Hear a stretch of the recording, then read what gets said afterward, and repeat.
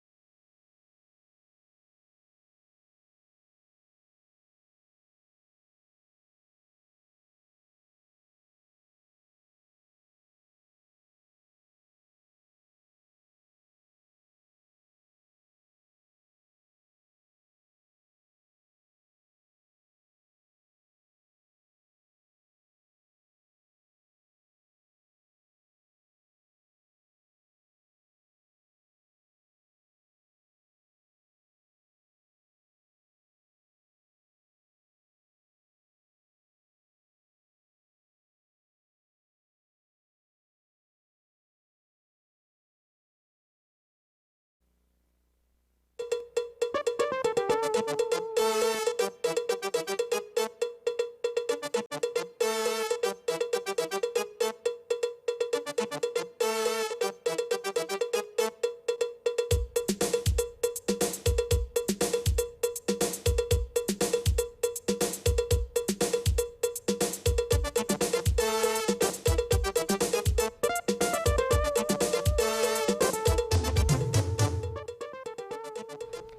evening. Welcome to News 5 Live for Thursday, January 16th.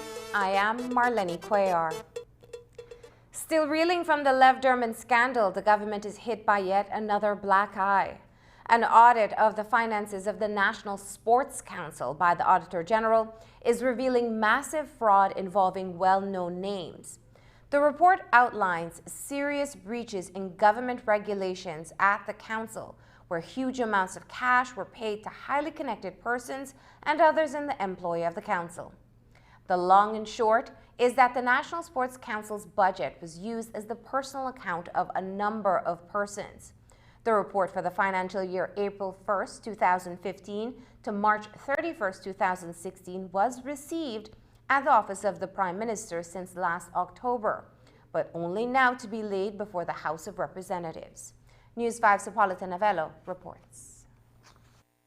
The Auditor General's report on the finances of the National Sports Council is revealing questionable cash transactions, discrepancies between National Sports Council and Go Enterprises Limited, embezzlement in the hundreds of thousands of dollars, and suspected fraud are all being revealed by the audit.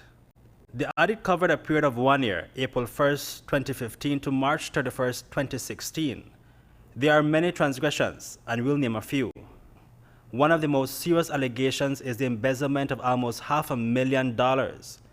The Auditor General says that during the year in review, $416,228.25 appeared to have been embezzled from the National Sports Council. According to the Auditor General, Dorothy Bradley, Senior Accounts Clerk Ivan Ayuso had, quote, manipulated the pay sheets and may have siphoned the money into his personal accounts at 3 commercial banks, unquote. The audit also names Consul General for Belize in New York, Herman Langsworth, who was the then Minister of State in the Ministry of Education, Youth and Sports, and a representative for Albert. He was the principal of Go Enterprises Limited and was reportedly contracted to do some work at the Marion Jones Sporting Complex. The company, according to the audit, received a mobilization fee of $75,000. $40,000 of that amount was withdrawn from the company's account and deposited into the UDP Albert Division Committee account. The report also says that $5,000 was deposited into Langsworth's personal bank account. The audit was not able to review any contractual agreement between the council and Go Enterprise, and that's because none was presented upon request. According to the former acting director for the council, Patrick Henry, no contract was prepared. This is a violation of public procurement protocols. Henry, whose name appears several times for numerous questionable transactions, told the audit team that Langsworth had called him, saying that a contractor with an invoice for payment would be sent over. Henry made the payment. According to the project manager for the sporting complex, Virgil Palacio, he saw Langsworth bring persons to work on the fence. When questioned about it, Langsworth said that he was not responsible for hiring any entity and he did not send any workers. The company's director told the audit team that they were unaware that the company had gotten any contract from the National Sports Council. The directors also said that they never received monies nor set up a bank account for the company. They also shared that Langsworth was part of setting up Go Enterprises Limited. One of the directors told the audit team that Langsworth owned Go Enterprises, and he had her sign documents allowing only him to write and issue checks. Then there's the case of Emer Hernandez, a favored contractor for the UDP administration who the PM says is smelling like a rose. $200,000 was dispersed to the National Sports Council for landfill works. The report stated that no contract was drawn up for that, and Hernandez was the contractor. In this case, the tender process was ignored, and Hernandez was paid in 4 disbursements of $50,000. The payment was approved by Patrick Henry. Henry told the audit team that Langsworth asked him to pay Hernandez, but according to the report, it was Henry who wrote to the ministry asking for $200,000 for landfill purposes. The request was approved, and the monies were deposited into the council's bank account in 2015. At that time, the council was in an unauthorized overdraft to the tune of $14,000. The bank immediately withdrew that amount. The audit team believes that the monies were not used for its intended purpose. Patrick Henry's name appears more times than one could count. He was the former acting sports director, and according to the audit, he was collecting double salary. Henry was receiving a monthly salary of $2,500 and a monthly allowance of $1,500. He was questioned for several suspicious cash transactions. For the period in question, the council had an approved budget of $1.9 million. In 2016, the then director of sports, Richard Dominguez, through a questionnaire revealed that the council's operating budget was $1.5 million. Henry was provided the same questionnaire, where questions on the budget were not answered. He reportedly gave erroneous budget amounts to board members. In November 2015, Henry wrote to the ministry asking for $25,000 for a teacher training in softball project. Henry says he was not aware that the monies were deposited, and so the project did not materialize. He said that because of the general elections, all programs were put on hold. The elections were held in November 2015, and therefore the project could not be affected as the funds had been requested on the 18th of November 2015 after the elections. In fact, the $25,000 were expended, leaving the council with an overdraft of about $10,000. The monies were spent on goods and services not for the purposes initially requested. Henry also made a request for $30,000 from the National Primary School Basketball Championship Games. He further requested $47,000. The ministry wrote to Henry asking for details as to how the $30,000 was used. The letter went unanswered. Henry told the audit team that he does not know if the games were held because all activities were put on hold due to general elections. It was later revealed that the bank took the money for an unauthorized overdraft of $33,000. Then there are checks made to Edwin Castro, Shyne, and Tiffany Huesner, all employees for the council. Castro received a check of $14,000, while Lena received one for $22,000 and Huesner for $10,000. The checks were cashed, but according to the individuals, the monies were returned to Henry, who approved the check.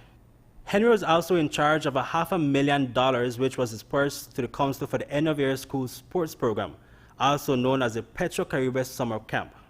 The council possessed a complete file on the program. That file was given to Henry by an administrative officer, who said that Henry did not return it. Henry said he left it in the office. Of the $500,000, 96 participants received grant funding. 26 received a grant higher than the maximum $5,000. $5,000 of the Petro-Caribbean program was given to Tiffany Huesner via check. She says she cannot remember receiving the check. A second $5,000 check was written to Huesner. She did, however, recall cashing a $10,000 check under the Petro-Caribbean program, and the monies were handed to Henry. The audit revealed that the district sports committee did not receive their full monthly subventions. In fact, the committees only received 58%, or $78,949 of the budgeted $134,000. No documents were provided showing how the shortfall of more than $50,000 was used. Reporting for News 5, Hipólito Novello. Prime Minister Dean Barrow received the report months ago, in October 2019. On Wednesday, he told the media that the report will be tabled on Friday at the sitting of the House of Representatives. When asked what could be done regarding the findings, PM Barrow says that it can be turned over to the police. It is being laid on the table on Friday. So yes, so that and one into Julian Cho. Both will be laid. So it will then become public and you can But ask in all a the case like questions. this where the Auditor General is questioning certain transaction and where there's like over $400,000 that they can't account for, what do you do in a situation like yes, you take it to the House, but in terms of an investigation? No, how I does would that think work? you use the Auditor General's findings and you turn those over to the police. Is that your intention? Absolutely. On Friday, we will look on the audit of finances at Julian Cho High School in the South. There is a developing story tonight on a caravan of Central American migrants heading north in search of a better life. Thousands of men, women, and children left Honduras a few days ago via San Pedro Sula and have reached as far as Petén. A group of them have left the main caravan and they're said to be approaching the Belize border and have been spotted by military personnel at the Cadenas outpost. Relevant government ministries such as National Security, Immigration, and the Human Development have come together in a task force to monitor this developing situation. The United States has been discussing migration agreements with the new government of Guatemala to accept migrants. More details are expected on Friday.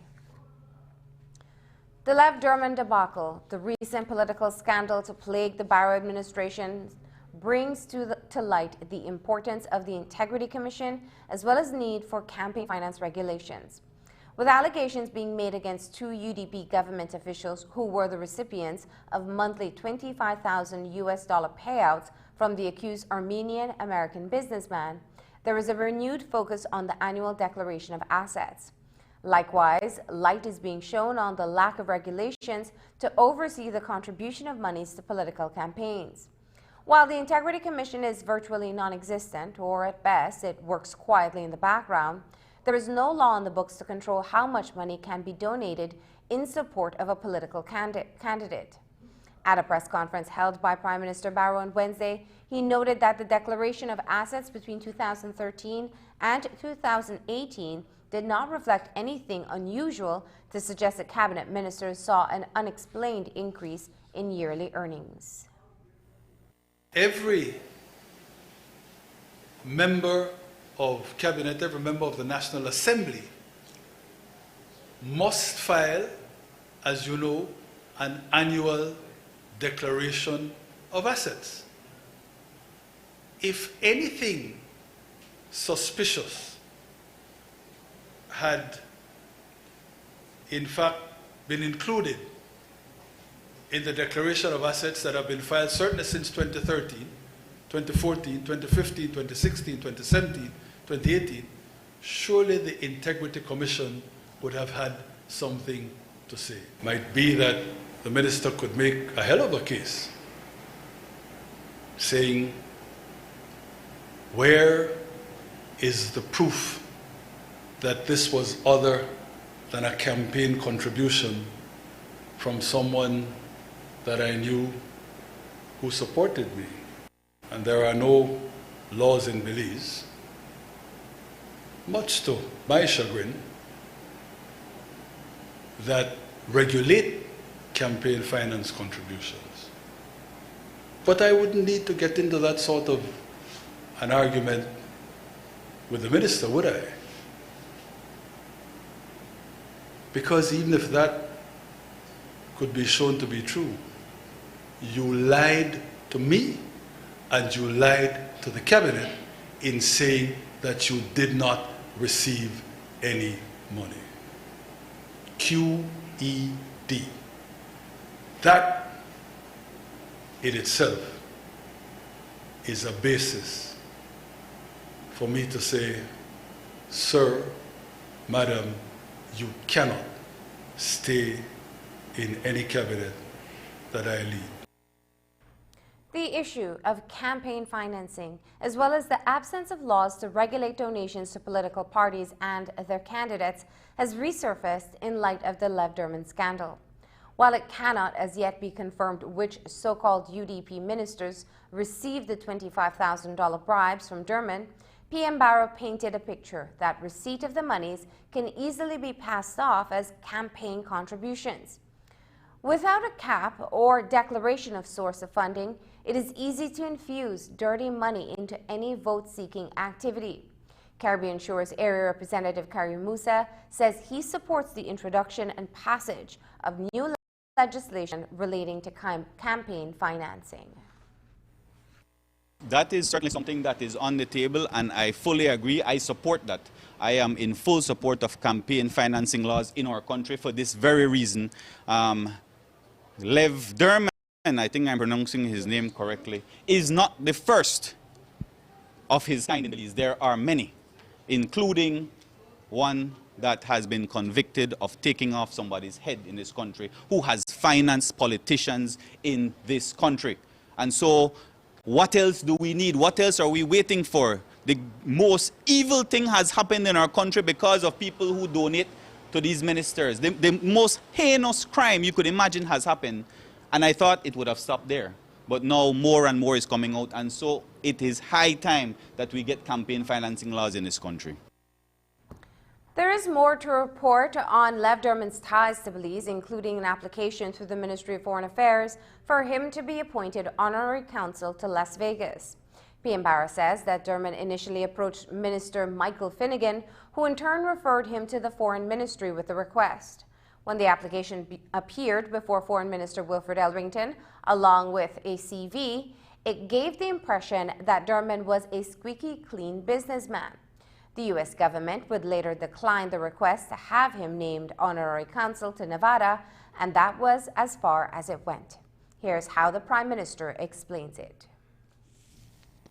If you read the CV, you would think that the man would be entitled to apply to the government for a halo, that he was a saint. Anyway, ministry did its due diligence, sent Mr. Levon, he was then known as Termenzian, sent his name and his particulars to Special Branch to be properly vetted, and the report dated 25th May 2013, signed by Mr. Vidal as Head Special Branch. Reference is made to your request for vetting to be conducted on Mr. Levon, who is being considered for appointment as honorary consul for Belize and Nevada. Comment: Interpol checks do not reveal anything adverse on the applicant. In his limited visits to Belize, however, it was confirmed that he associates closely with Zubair Mohammed Kazi, owner of the Paradise Shrimp Farm on the coastal road. And so, with that in hand, the ministry proceeded to ask the United States whether there would be any difficulty with Mr. Levon being made honorary consul in Las Vegas. Alas and alack for Mr. Levon and good for Belize, the US ultimately said no. We have our reasons. Send somebody else, or send us another name. He's not going to be appointed. And that, as far as I can tell,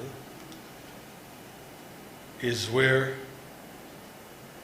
this matter rested until the events of recent occurrence. Coming up, Area Rep Karim Musa decries the immigration dealings at the political office of Diane Finnegan.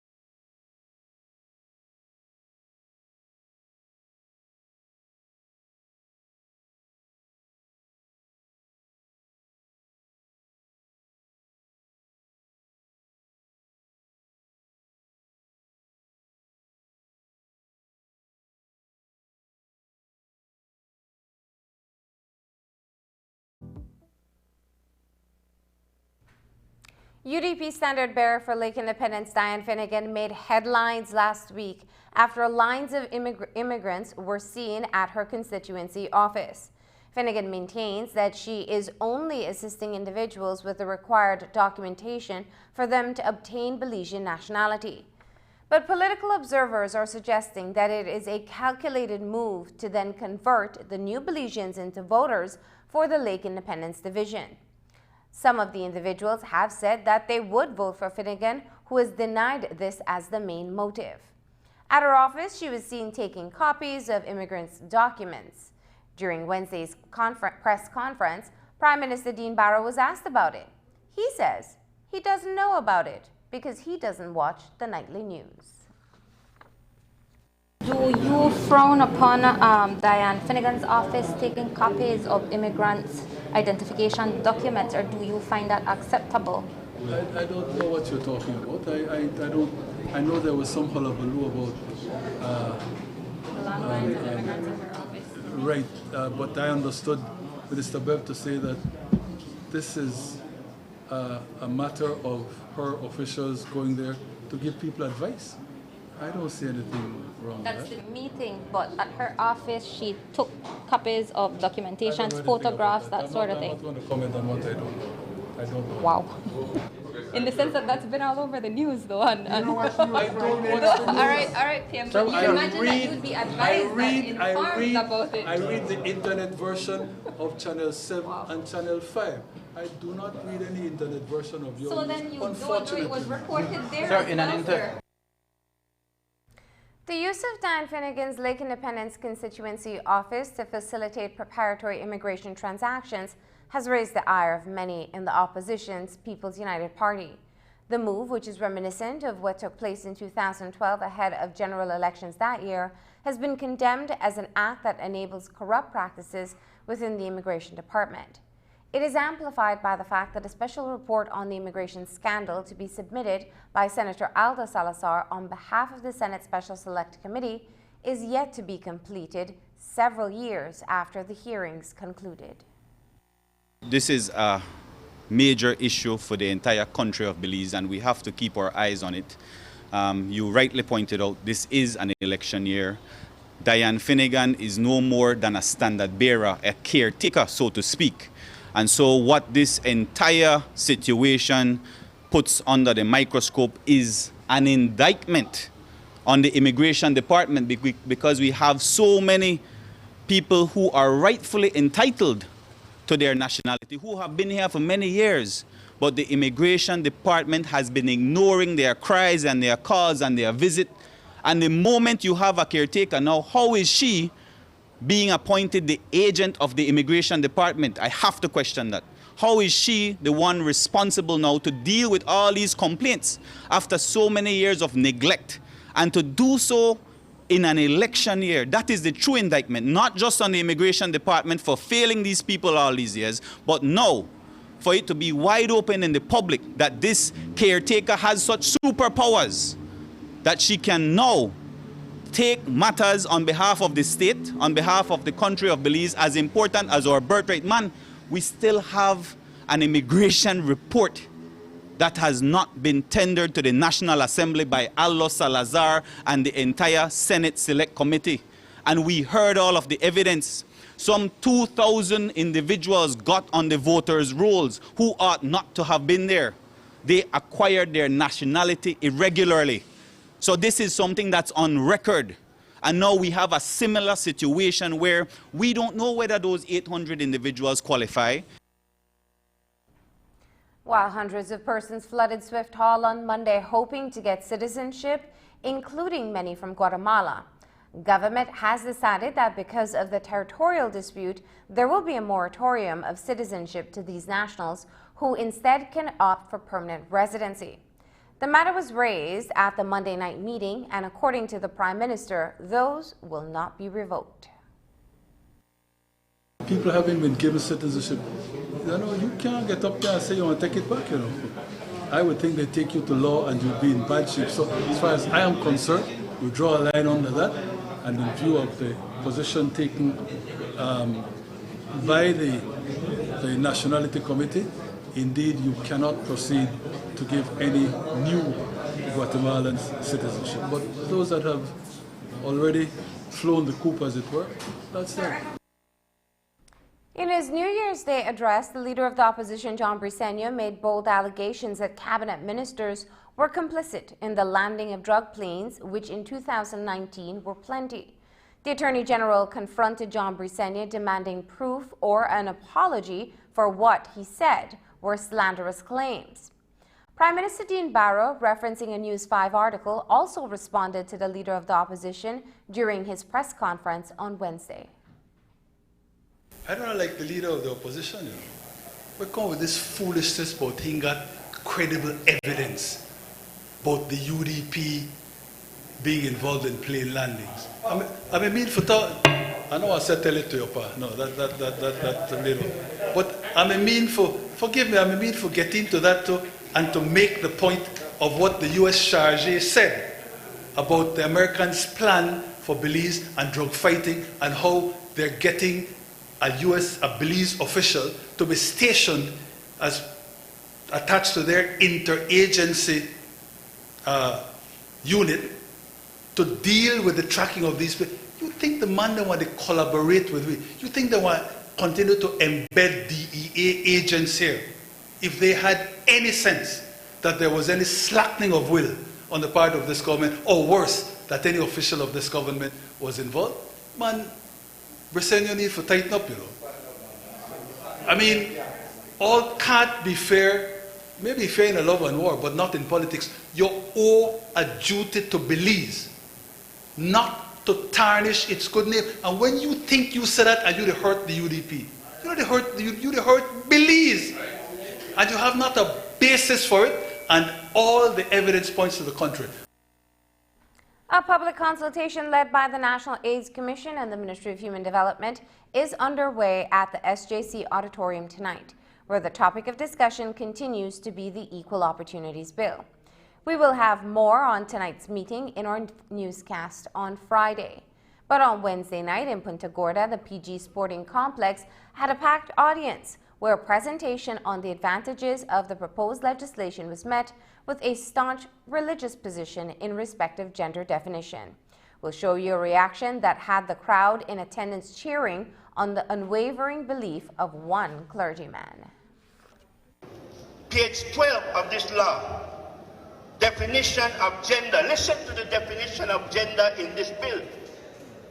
Gender identity means gender-related identity, appearance or mannerism, or other gender-related characteristics of a person, whether by way of medical intervention or not, with or without regard to that person's designated sex at birth. So all of a sudden now, we become God. When God in the very beginning created male and female, he created men. But all of a sudden now, we sit down and we cough up a bill, right, that gender doesn't mean male and female, that gender means anything else. Something is wrong. Really listen to it. It says here, with or without regard to that person's designated sex at birth. That's why God put a specific organ in you that when you're born, you know whether they want boy or you know whether they want girl. You know whether they're male or you know whether they're female. God gave us those organs to do that. And the very preamble of our Constitution says that we believe in a God. The other night I was listening to you, Mr. Consultant, and you said, which God? It's the Judeo-Christian God. We don't have no problem with that. Julian Murillo is the new liquidator for Choice Bank Limited. On Wednesday, the Central Bank of Belize announced Murillo's appointment. And if the name sounds familiar, that's because Murillo is the current liquidator for Atlantic International Bank Limited, AIBL.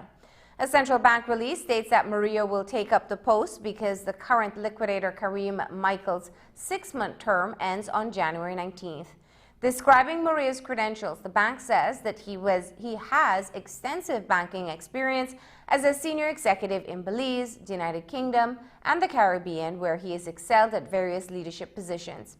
The release says now that both liquidations, AIBL and CBL, are in the final stage, and in the interest of optimizing both financial and human resources, the central bank's board of directors has decided to have Mr. Murillo complete the liquidation of CBL, while he continues with the liquidation of AIBL. Kareem Michael, the outgoing liquidator, will return to the post of Deputy Governor for Research, Financial Supervision and Compliance at the Central Bank of Belize. After the break, Shyne Barrow versus DJ Dalla. Is there an out-of-court settlement?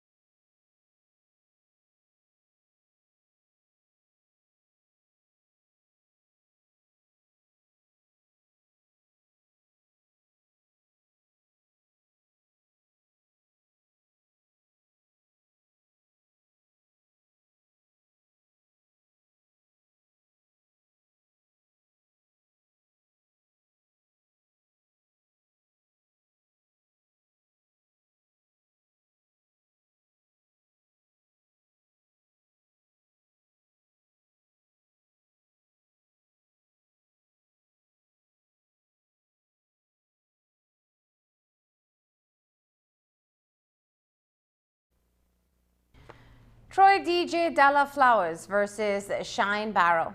It's a pending legal drama involving two well-known entertainers and stalwarts of the United Democratic Party. One committed to taking out a $26,000 consignment for drinks to be sold at last year's Music Week event in May on the strength of their friendship. The other agreed to pay for services which included planning and hosting the event. Somewhere down the road, Shyne reportedly failed to defray the cost of the consignment with Belize Brewing Company. Neither did he compensate DJ Dalla for his services. It subsequently led to DJ Dalla being taken to court by the company for the outstanding balance. In light of a judgment against him, DJ Dalla, formerly known as Troy Flowers, has retained the services of attorney Kareem Musa in an ancillary claim to be brought against Barrow. While the cost of other damages is yet to be agreed upon, this morning attorney Musa provided an update on the matter, informing that both parties are in the process of reaching a settlement. The matter has not yet commenced. As you know, I have been engaged by Mr. Troy Flowers, also known as DJ Dalla. to take action against Mr. Barrow in relation to sums that are owing, not just based on a consignment with Belize Brewing Company, and that is for some $28,000 or $29,000. But in addition to that, there is a fee that is owed to Mr. Flowers for his services rendered in promoting the event. As you know, this is Music Week that took place in May of 2019, and everybody knows that this is Mr. Barrow's event and nobody else's event. And so the consignment that was signed with Belize Brewing Company, Shyne Barrow also has his signature on that consignment. Unfortunately, it is DJ Dalla's consignment, and that is why he was the one that was put on the hook. And so now we have to do sort of an ancillary claim now to claim back from the real party, which is Mr. Shyne Barrow. I have an update to report. This morning I spoke with my client, and he has informed me, and I would presume it is because of you good people, the media, that some sort of settlement is brewing, and that in fact they might be taking on, and when I say they, it is because Mr. Barrow has approached via an intermediary to settle the matter.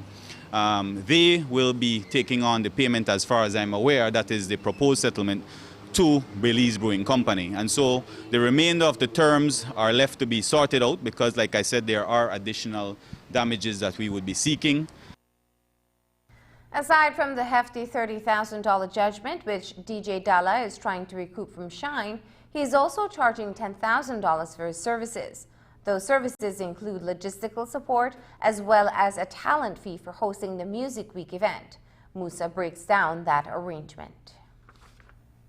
So the large matter is the settlement of the monies owed to the consignment. And I'm assuming that the talent fee, so to speak, for DJ Dalla is considerably smaller? It is smaller than the $30,000, but there are a lot of offshoots, a lot of damages that occurred subsequent to that, including some loss of other sponsors due to this incident. So, like I said, I don't want to delve too much into that, but there are subsequent damages that flowed from that one incident. As a promoter, as you know, promoting an event is more than just emceeing an event. It's months and months of preparation, advertising, logistics, sorting out the tents, the sound systems, everything like that. And so there's a lot that goes into it behind the scenes. So it's not just one night of emceeing, it's a lot that goes into that fee. But you are right, that is a sum that they agreed upon. And as parties, you can agree on any sum, what your fee is, and Mr. Barrow had agreed to that sum. The payments that are going to be made to Belize Brewing Company will come up in February next month, so we will arrange with that. But like I said, he will, according to the negotiations that are currently taking place, Shyne Barrow et al., I don't know who they are, will be taking on those payments to Belize Brewing Company in the form of monthly installments, I'm aware. This evening, Shyne issued a press release responding to statements made by attorney Karim Musa in which he says, quote, Karim Musa has not notified me or my lawyer of any action to commence, nor has any claim been filed against me in any court. Thus, there has been no settlement or discussion of settlement of a non-existent claim. DJ Dalla is completely responsible for his consignment. DJ Dalla's failure to pay for his consignment has resulted in a claim made against him by the company for which he put up no defense, thus suffered a default judgment, unquote. In the courtroom of Chief Magistrate Sharon Fraser, Shadron Gillett was committed to stand trial during the April session of the Supreme Court for the murder of Kevin Thomas. At the preliminary inquiry, Gillett told the court he has no witnesses to call, but the prosecution is relying on 19 witnesses. Thomas was killed in October 2018, but when he was shot to the head, he was at a store in the Yabra area when he was ambushed. Gillett attempted to flee the scene, but police caught up with him and shot him in the leg. A Roaring Creek resident has been charged for the murder of Tim Roy Neal that happened back in December of last year. Police say that the man they were looking for, David Cruz, handed himself into police this week. Cruz has been arrested and charged for Neal's murder that was captured on surveillance cameras in front of Lucky Entertainment in Roaring Creek. Here's Senior Superintendent Alberto Romero with more. Reference the murder of Tim Roy Neal, which occurred on the 12th day of December 2019 at Warren Creek Village. Police have since arrested and charged David Cruz, 26 years, Belizean laborer of Warren Creek, for the crime of murder. Was Mr. Cruz initially the suspect that was sought when this murder took place? Yes, we are looking for him from Dennis. Sir, can you say where he was actually caught in relation to this? He handed himself in at the Belmopan police station. The 53-year-old owner of a popular resort off the coast of Dangrega has been hit with a rape charge. Police say that Wilfred Pascasio, the proprietor of Yukha Resort on Waterfront Key, allegedly raped an 18-year-old female earlier this week. Senior Superintendent Alberto Romero tells us more. Monday, the 13th day of January 2020, an 18-year-old female reported that whilst at a resort in the Stann Creek district, she was allegedly raped by the owner of that resort. As a result, police conducted a thorough investigation and have now since arrested and charged Wilfred Pascasio, 53 years, Belizean businessman of Stann Creek, for the crime of rape.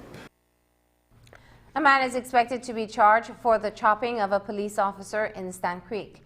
Police say that Byron Ramos of Cowpen Village chopped a police constable when he responded to a report of an assault that was being committed by Ramos. Alberto Romero of the National CIB shares details. Tuesday, the 14th day of January 2020 at 7:40 p.m., Police Constable Michael Roches reported to a report at Cowpen Village. He was then approached by a male person who threw chops at him. Struggle ensued. As a result, the police officer managed to run away, and he received a chop wound to his arm. This person is in custody and will be charged for various crimes. When we come back, the phasing out of plastics, it's coming.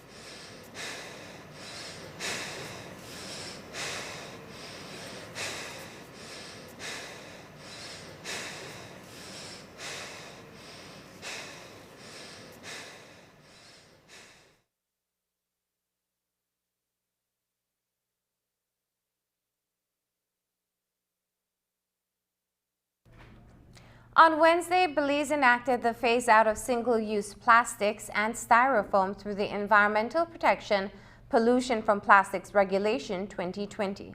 The Minister of Environment signed that regulation into law, which seeks to reduce plastic and styrofoam pollution through a phase-out process. According to the ministry, the regulation was put into place as a means of pollution control within terrestrial and marine spaces. The regulations have undergone months of legislative drafting and redrafting, and according to the ministry, they have been subjected to an extensive consultation period with regulators and stakeholders from the private sector, such as importers, manufacturers, and producers of single-use plastics.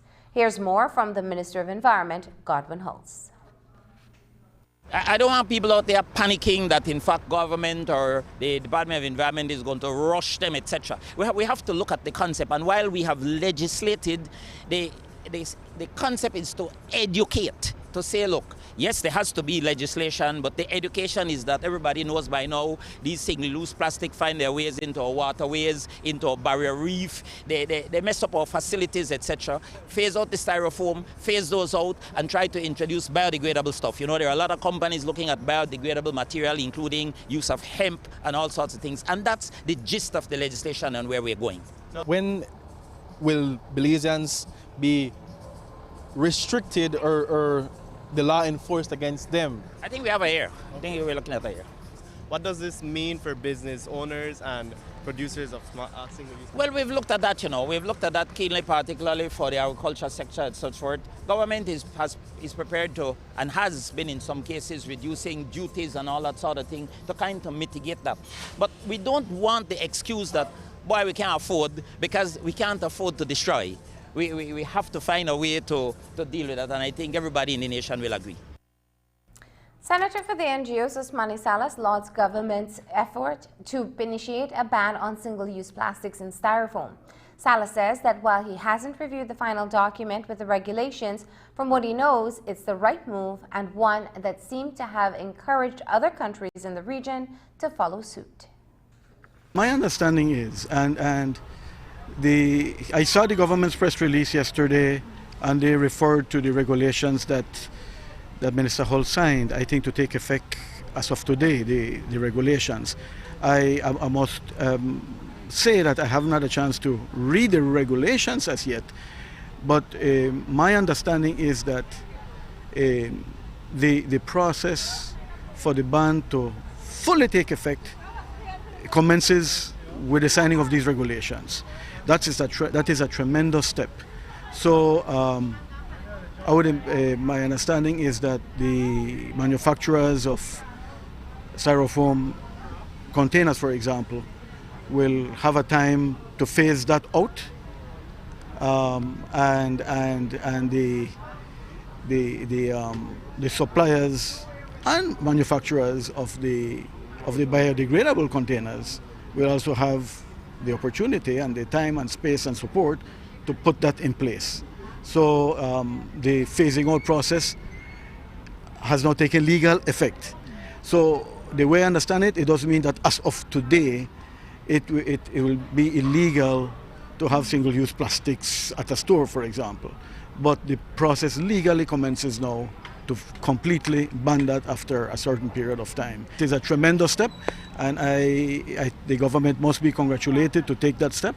It puts Belize on the map. Since we announced the process to initiate that, other countries have instituted bans themselves.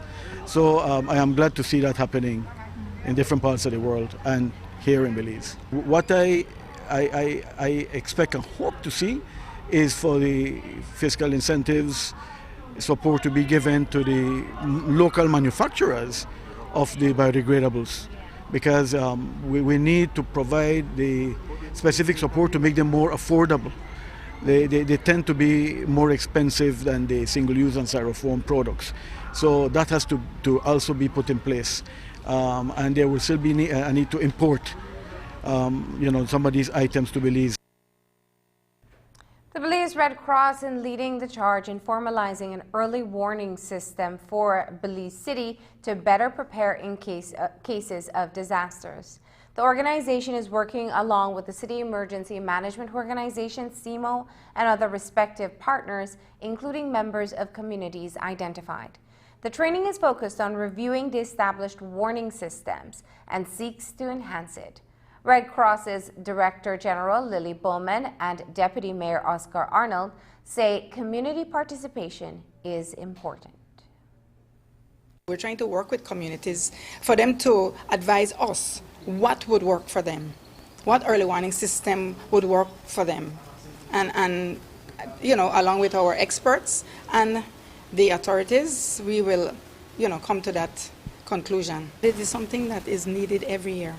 As we begin this new year, we think it's very timely to start thinking about what early warning systems exist within our communities, within the city, and does everybody know what the system is and how to respond and how to react. So today that is what we will be looking at. We have different presenters from like the hydrology unit, from the Met Office, different partners. What the Red Cross has been doing also is to work in vulnerable communities, for example, the Antelope Street Extension area, the Gianosha Boulevard area, the Lake High, in the Gongolong area, where they've set up committees where individuals who live in the community can be a part of this early warning system network, and whenever it goes out, they can disseminate the information quicker and faster to the people who live in those communities. Electronic plays a major role in that.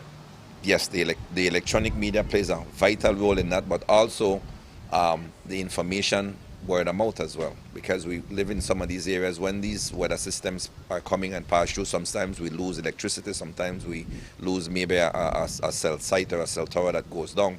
So there are different ways of trying to disseminate the information.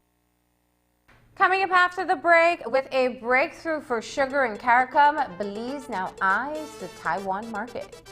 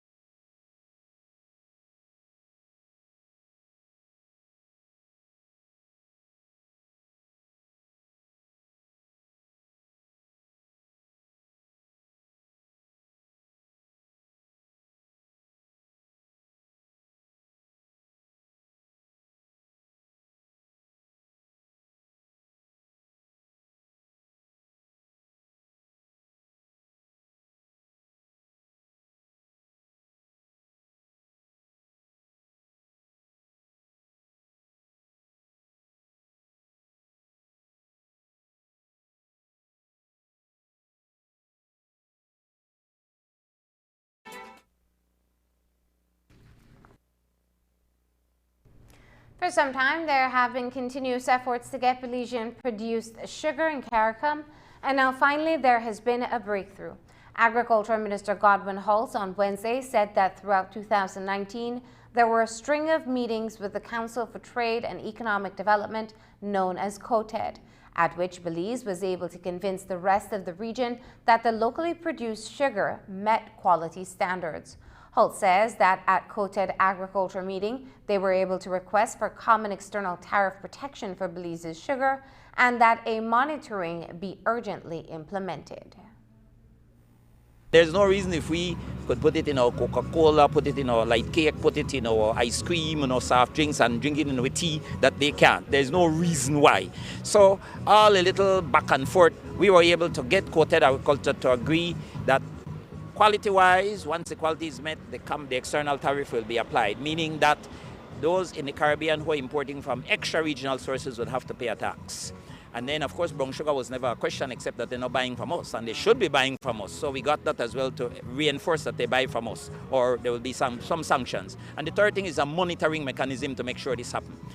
That was the COTED Agriculture. The Minister of Trade and the Attorney General's Ministry combined and collaborated to take this now to the COTED Agriculture, Trade in November, and they were successful. So this has been done, and this has been established as the protocol going forward.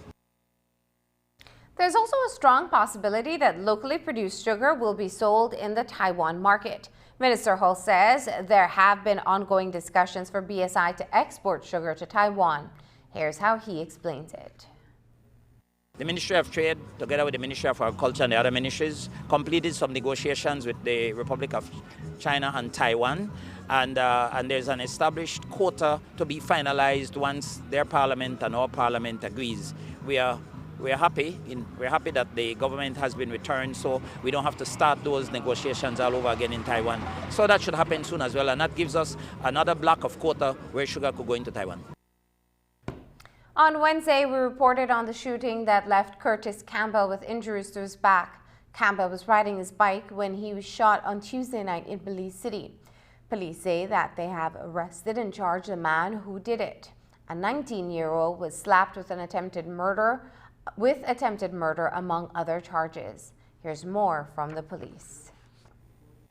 Tuesday, just about 8:30 p.m., Mr. Curtis James Campbell, 30 years of age, was riding his bicycle on South Creek, and whilst approaching the corner of South Creek and Seagull Street, he was approached from behind by a male person on a motorcycle. The person on the motorcycle came off the motorcycle and fired several shots at Mr. Campbell, causing injuries to him. He was admitted to the hospital and he was discharged the following day. As a result of that, police conducted an investigation where Alistair Reyes, at 19 years of age, was detained, and subsequently he was charged yesterday for the one count of attempted murder, one count of use of deadly means of harm, and grievous harm. Has there been any information as to regards at what may have precipitated this attempted murder? Yes, it's a matter that stemmed from last year that we are following up. A Belize City security guard was robbed of his cell phone on Wednesday night in Belize City. Police say the guard was at his place of work when two men held him up and robbed him of his phone. Police told the press today that they don't have any suspects. Superintendent Alejandro Coa shares details of the incident. Last night at about 7:30, Mr. Dean Greenwich, 27 years, security guard for Waste Control Transfer Station located at 3.5 miles George Price Highway, was conducting his checks inside of the compound when he was approached by two male persons of dark complexion. One of them was armed with a shotgun. He was held at gunpoint and thereafter robbed of his cell phone. The two male persons then made good their escape. Up next, if you have decided to eat healthy and lose weight, Healthy Living looks at a range of diets. With over 100 years of service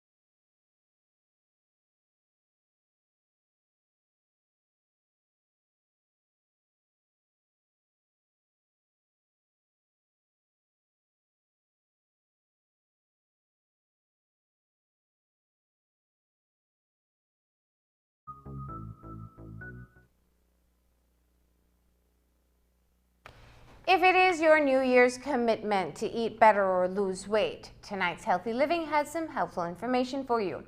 You'll find out what health experts say are the best and worst diets that are currently trending.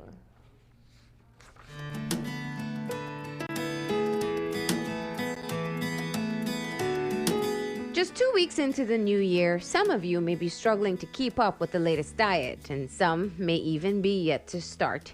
Luckily, it's still early enough in the new year to get healthy eating started right.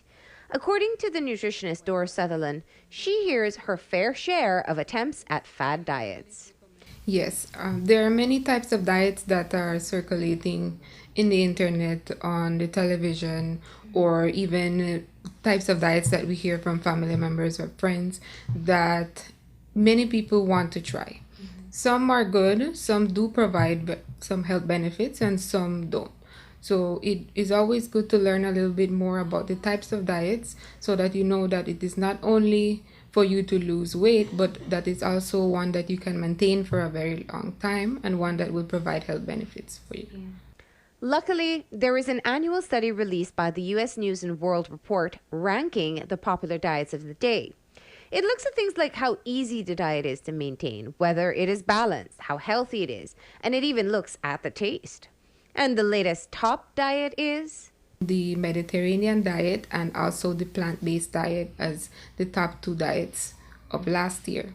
The Mediterranean diet focuses mostly on consuming less red meat, less sugar, and less bad fats, and then it also focuses on consuming more fruits, more vegetables, whole grains, and also foods that contain omega-3, found mostly in fish, in vegetable oils, seeds, and nuts. The difference from the Mediterranean diet and the plant-based diet is that the plant-based diet excludes all sources of animal protein, and they would tend to substitute it for more plant proteins such as beans, nuts, seeds, soy, as their sources of protein. The health benefits from the Mediterranean diet is that it allows you to eat less animal protein, and therefore it helps you to control your weight a little bit more, and especially to be able to maintain your cholesterol levels normal and also your blood pressure levels normal. Now, in the plant-based diet, we have found that people tend to control it even a lot better than the Mediterranean diet, because the plant-based diet provides foods that are very low in fat, very low in salt, and also very low in calories, which allows them to consume larger portions and still maintaining their health. We have found that people that do the plant-based diet, they live longer and have a better quality of life. Meanwhile, the popular low-carb, high-protein diet, the keto diet, ranked at the bottom of the list at number 34 out of 35. We've had several persons ask about the keto diet. However, I try to not persuade them to follow it because of the many restrictions that it has. Normally, the keto diet is very high in fat, high in protein, and the carbs is limited to up to 20 grams, which is the same thing as a small banana or a small apple. So you're generally not getting any carbs from the keto diet. People that have followed it experience headaches, nausea, dizziness, even loss of memory during the first days of the keto diet, making it difficult to sustain. The keto diet can be especially harmful to children, pregnant or nursing mothers, and people with diabetes. As for those who do try the keto diet, they might lose some weight, but when they stop, as with any unhealthy diet, the weight comes right back, many times at higher levels than when you started. This is why, as a nutritionist, Doris doesn't encourage people to diet at all. Normally, I don't try to use the word diet, because diet is general. It involves all the foods that we eat every day. It's more about eating healthy, knowing how much to eat, what time of the day, and controlling your portions, and allowing you to want to include foods that you really like. You need to find something that you will enjoy, something that will provide healthy benefits for you, something that fits your budget as well, something that is easy for you to prepare, and, well, most importantly, that tastes good. because if you are going to be eating something that you don't like, it's very difficult for you to follow. Like all health professionals, Doris reminds us that there is no magic formula. It's all about eating less and healthier and being more active.